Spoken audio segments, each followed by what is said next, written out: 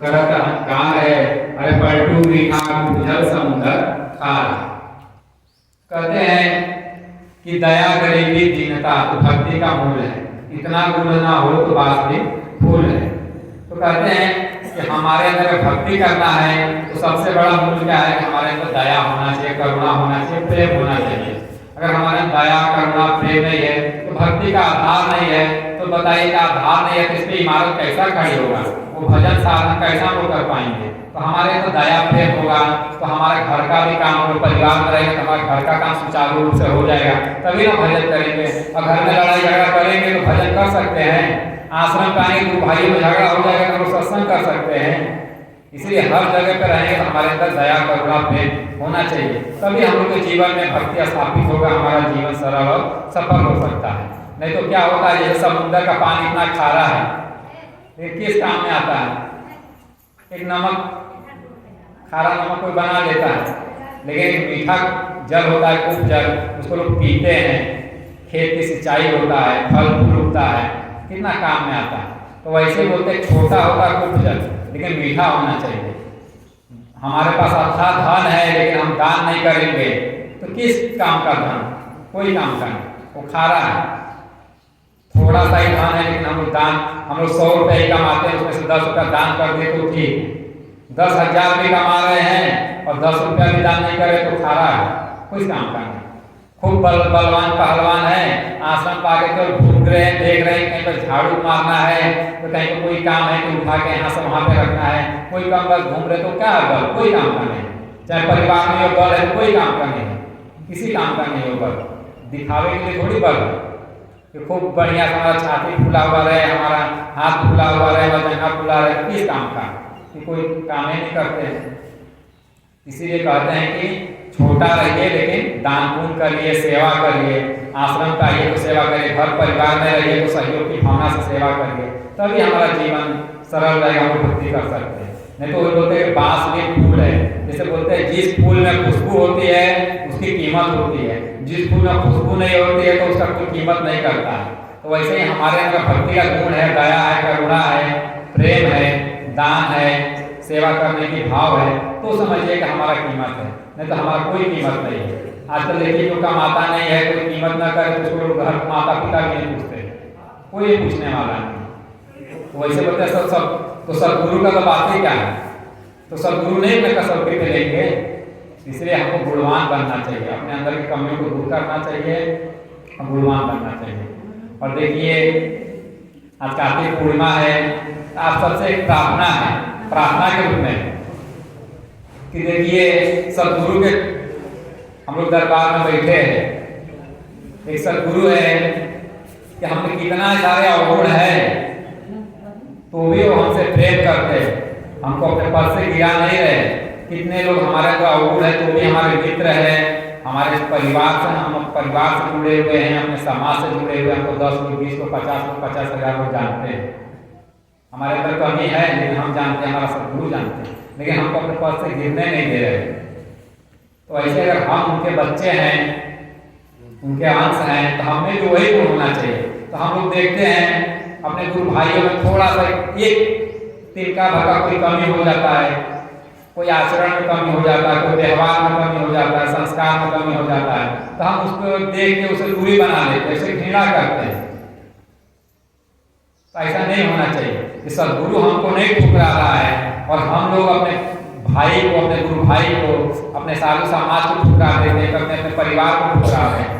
तो हम भी उसके अंश है, तो हमको भी अगर परिवार में किसी से गलती हो गया है, अपने गुरु भाइयों में किसी से गलती हो गया है, किसी व्यवहार संस्कार आचरण से, तो ऐसा नहीं कि हम भी उसके अंश है तो हम भी उसको क्षमा करके उसको सहयोग करें, उसको सहयोगे, उसको सुधारे, ना कि उसका तिरस्कार करके उसे दूरी बनाए।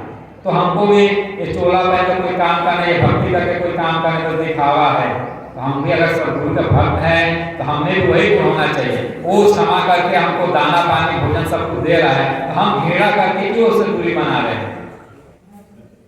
तो पाप से घृणा करिए, पापी से नहीं। वो जो करेगा वो भरेगा, हमको नहीं उससे घृणा करना है, सबसे प्रेम करना, उसका अवगुणों को नजरअंदाज करके उसके गुणों से प्रेम करके सहयोग की भावना रखना चाहिए। आगे धर्म बंधु मदन साहब का कितना सुंदर और सरल शब्दों में चेतावनी शब्द है। उसमें सतगुरु कबीर साहब का साथी है। पाछे दिन पाछे गयो हरि से कियो नाहे, पाछे दिन पाछे गयो हरि से कियो नाहे, अब पछताए होत क्या जब चिड़िया चुग गई थे। राम नाम की लूट है लूट सके तो लूट, पाछे फिर पछताओगे जब प्राण जाएंगे छूट।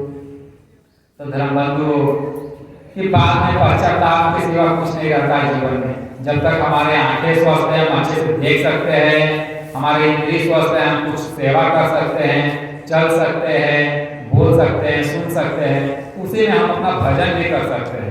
नहीं तो ये सब इंद्रिय अगर नाकाम हो जाएगी तो गुरु कितना भी अच्छा उपदेश देंगे सुनाई नहीं देगा, उनका दर्शन भी नहीं कर सकते हैं, उनका कुछ सेवा नहीं, हम तीर्थ स्थान पर जाना, गुरु दरबार में जाना तो हम जा नहीं सकते हैं, हमारा पैर हाथ काम नहीं करेगा, कमर काम नहीं करेगा।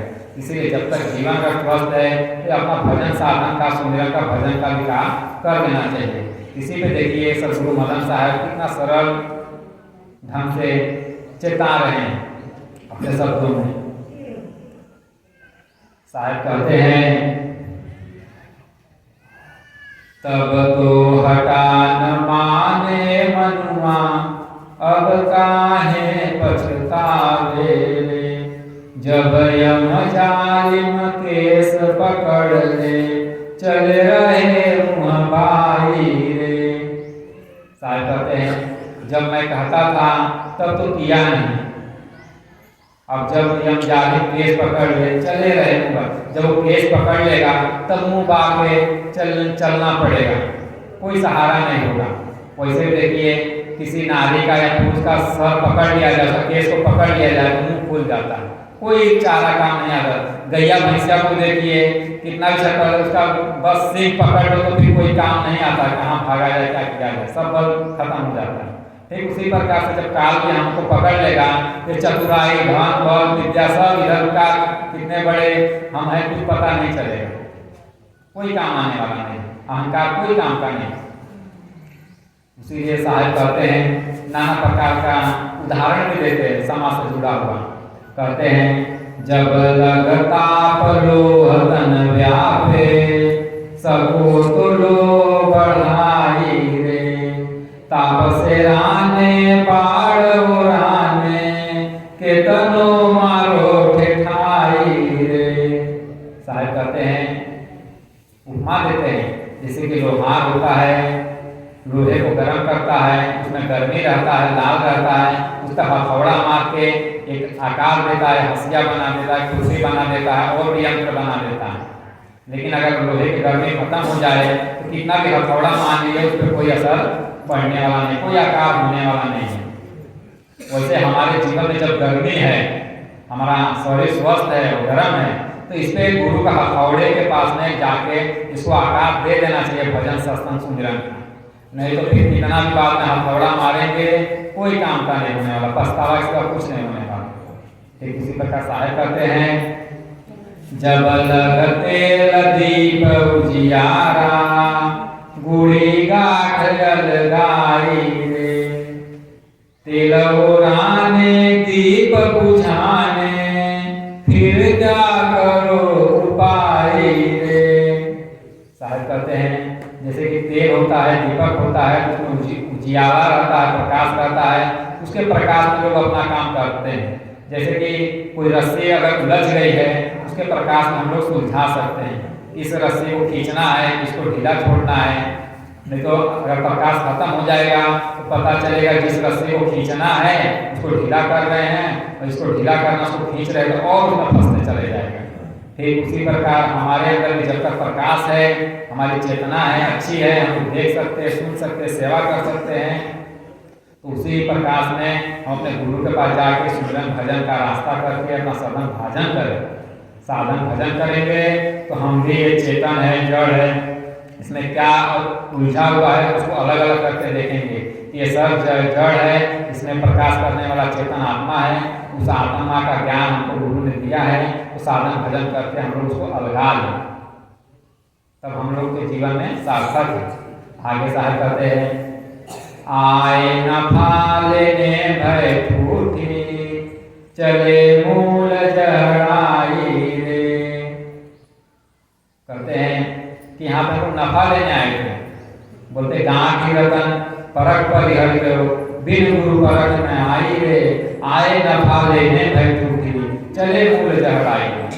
सदगुरु मदन साहब कहते हैं कि यहाँ पे हम लोग अपने गांठी मतलब रतन हम लोग के गांठ में धरा है, बांधा हुआ है, लेकिन क्या बोलते हैं हमको पता ही नहीं है कहाँ पे है वो, हमारे पास नहीं है लेकिन हमको पता नहीं है। तो सदगुरु मदन साहब कहते हैं कि बिना गुरु का वो हम लोग पता भी नहीं चलने वाला है। तो बोलते हैं कि पूरा जीवन हम लोग का क्या था, मनुष्य का जीवन मिला है कि उस गांठी रतन को हम लोग जान ले, गुरु के माध्यम से जान ले, खोल ले, मालामाल हो जाए, लेकिन हम लोग मालामाल नहीं हो पाते हैं, जान नहीं पाते हैं। इसीलिए धर्म बंधु पलटू साहब भी कहते हैं, पलटू रे बनिए के हार, सौदा करने आए, सज्जन रहा तो सौदा चौक ना किया, और मूर्ख मूर्ख गवाए। कि जो सज्जन रहते हैं, भक्त बन जाते हैं, सुमिरन भजन करते हैं, तो अपने मनुष्य जीवन को चौगुना करके जाते हैं, अपने जीवन को सार्थक कर लेते हैं। और वहीं पे जो मूर्ख रहते हैं, साधन भजन नहीं कर पाते हैं, निगुड़ा रह जाते हैं, तो अपना मूल को भी गवा देते हैं। जैसे कहा गया है, बड़े भाग्य मानुष तन पावा, असुर दुर्लभ सत ग्रंथन गावा। कि मनुष्य का जीवन रतन धन है, इसको गुरु का ज्ञान से चौगुना कर लीजिए, नहीं तो इसको जैसे कि जुआ में हार जाता है मूल, हम लोग चौगुना कर, जुआ खेलते हैं तो चौगुना हो जाए, लेकिन क्या होता है हार जाते हैं तो मूल भी चला जाता है। उसी तरह मनुष्य का जीवन है कि गुरु के ज्ञान से इसको चौगुना कर लीजिए, नहीं तो ये कौड़ी के भाव चला जाएगा। अपने अंतिम पद में सहाय करते हैं, जो कुछ किया किया जो अजहु, अबहु जो कुछ किया किया जो अजहु, अबहु करो उपाय रे। मदन बिना जो कुछ किया किया जो अजहु, अबहु कहाँ समाई रे। मदन साहब कहते हैं अभी तक जो कुछ किया सो किया, लेकिन आज भी अगर तुम चाहो तो मैं आपको मुक्ति दे सकता हूँ, आपको परम धाम में का कल्याण का रास्ता बता सकता हूँ, कि अगर आप लोग करने के लिए तैयार हो तो मैं आपको एक पलक में ये बंधन से छुड़ा सकता हूँ। ऐसा मदन साहब अपने शब्दों में बताते हैं। तो धर्म बंधु पर ये जीवन का अगर भजन नहीं करेंगे, सत्संग में सुमिरन ध्यान नहीं करेंगे, तो हमारा जीवन में पश्चाताप इसका कुछ हाथ आने वाला नहीं। उसी एक छोटा सा दृष्टांत आता धर्म बंधु ये पश्चाताप पे। कहते हैं कि भौतिक संसार के जिस दुनिया में हम लोग भूल जाते हैं और पूरा जीवन सत्संग भजन सुमिरन नहीं करते हैं, बुढ़ापा आ जाता है, तब पता चलता है कोई काम का नहीं, सब छोड़ के जाने वाला तो काम किए है, जो लेके जाने वाला तो काम हमने किया ही नहीं है, तो पश्चाताप इसका कुछ हाथ नहीं लगता है। उसी में छोटा सा दृष्टांत आता धर्म बंधुओं कि बरसात का मौसम था, नदियाँ तूफान पे आ जाती है, उसमें कहते हैं मछली का जोड़ा था, नर मादा, वो लोग पानी से बहते हुए धान के खेत में चले जाते हैं। जब पानी एकदम लबालब भर जाता है तो पानी ऊपर से बहने लगता है, तो मछलियाँ धान के खेत में चली जाती है, जो आसपास में धान का खेती रहता है उसमें चली जाती है। उस धान का खेत भी तैयार होता है, कुछ धान नीचे गिरा होता है, तो मछलियाँ उसको खाती है, उसको बहुत अच्छा लगता है धान। उसमें का जो नर रहता है वो चतुर चालाक रहता है, जानता है कि ये जो बाढ़ का पानी है ज़्यादा दिन रहने वाला नहीं है, ये पानी सूख जाएगा तो बहुत दिक्कत हो जाएगा। तो मछली को कहता है कि चल चलो लौट चलो, तो बोलते हैं कहाँ लौटने की बात कर, बोलता है अपने देश में लौट चलो, मतलब गहरे पानी में लौट चले, यहाँ पे रहना ठीक नहीं है। तो माधा मछली जो रहती है उसकी पत्नी रहती है, बोलते हैं कहाँ लौटने की बात करते, इतना माल पड़ा है, गजा है, जाने की बात करते हो कितना दिक्कत परेशानी होगा, इधर चावल गिरा है, खाना चाहिए आपको, तो आप जाने की बात करते हो, अरे पगली लौट चल, तो बहुत दिक्कत हो जाए, पानी सूख जाएगा, अरे मरने की बात करते हो, सूखने की बात करते हो, इतना माल पड़ा है, उसको माल पे ध्यान, वो चलने की बात करता है, वो रहने की बात करती है। तो क्या करेगा? जब पत्नी नहीं समझती है तो पति बोलता है जाओ भैया तुम रहो, हम ही चले जाते हैं। पति अपना चले जाते हैं गहरी गगन में, मतलब पानी की गहराई में अपना चले जाते हैं। तो बहुत दिन के थोड़ा 1 महीना बीतता है तो पानी सूखने लगता है, तो छोटा सा गड्ढा रहता है तो वहीं मछली पड़ी रहती है। एक बगुला आता है, बगुला का शिकार मछली, मछली को पकड़ देख के खुश हो जाता है, पकड़ता है चोंच से और वहीं को उसको लगता है मारने। और जैसे जैसे चोंच को मारता है वो उसको अपने पिया का याद आने लगता है। तब कहती है वो दिन गया वो घड़ी गई, वो पिया गए गहरी गगना, जितना न सहे बगुला के चोच उतना सहे पिया के वचना। कहते हैं पिया कह रहे थे चल चलो, लेकिन मैं ही नहीं मानी। मूर्खता में यहाँ का धान नर्सरी को देख के भात खाने के चक्कर में कि मैं यहीं पर रह गया। जितना बगुला का चोच मुझे दर्द नहीं कर रहा है उतना पिया का मुझे वचन दर्द कर रहा है कि मैं उनका कहाँ मानी रहती, इतना मुझे दर्द नहीं सहना पड़ता। तो ऐसे ही धर्म कि हमारे जीवन में पिया कौन है? हमारे परमात्मा। लेकिन भौतिक संसार में यहाँ पे पिया कौन है? हमारे सदगुरु, हमारे गुरु साहब। हमको गुरु संदेश देते हैं हे भक्तों ये भौतिक संसार में मत रहो। बोले अरे गुरु जी इतना अच्छा मकान है, दुकान है, पति है, पत्नी है, ये सब है, अभी कहाँ पे ऐसा भजन अभी और करेंगे आगे करेंगे, ऐसा कहते रहे टालते बोलते अरे नहीं समय नहीं है, बहुत दिक्कत हो जाएगा, पश्चाताप करने के बाद। तो वही समय आ जाता बुढ़ापा की, वहाँ भजन ही नहीं होता, तो दिखाइए नहीं देता, सुनाइए नहीं देता है। तो वैसे ही हम लोग को मछली के जैसा नहीं, पिया सदगुरु कहते हैं कि वही समय में भजन साधन करिए, सुमिरन ध्यान करिए। अगर हर काम कर सकते हैं तो भजन का भी फूल उसी में बांधिए, उसी में वो भी काम करिए। इतने रिश्तेदार दुकान सब समाज को देख रहे हैं, उसी में अपना भजन के लिए भी समय निकालिए, सुमिरन ध्यान भी करिए। अगर वो नहीं करेंगे तो लाभ में पश्चाताप के सिवा कुछ हाथ नहीं जाना। इसी और आगे धर्म बंधु अपने हर समय हर वाणी में मैं हमेशा ध्यान देना चाहता हूँ, प्रार्थना करता हूँ कि अपने जीवन में कि जैसे कि देखेंगे अभी आरती पूजा का समय होगा, गुरु साहब को सामने दीप जलाया जाएगा, उनको हार पहनाया जाएगा, पुष्प पहनाया जाएगा। तो देखेंगे धर्म बंधु जब उनके सामने आरती होगा तो जो भक्त है, जो साधु समाज जो हार जलाते हैं, दीपक जलाते हैं, पहले वही प्रकाश में आएगा। गुरु साहब बाद में प्रकाशित होंगे, पहले वो भक्त प्रकाशित होगा जो दीप जलाएगा।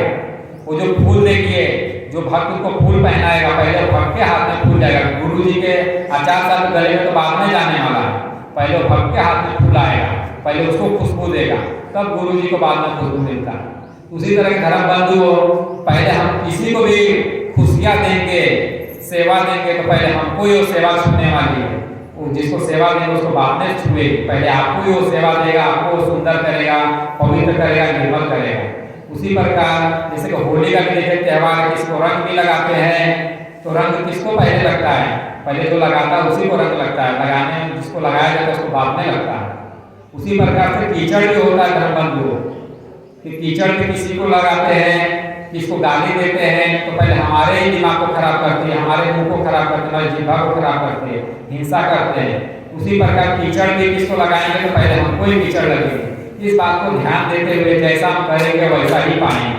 तो अपने जीवन में सेवा करिए, दूसरे को आशीर्वाद दीजिए, प्रशंसा करिए, निर्मलता पवित्रता का भाव रखिए, एकता का भाव रखिए, आपका जीवन सरल और सफल है। उसी में हम लोग भक्ति कर सकते हैं, अन्यथा हमारे जीवन में भक्ति नहीं हो सकती। तो बोलिए सद्गुरुदेव की जय।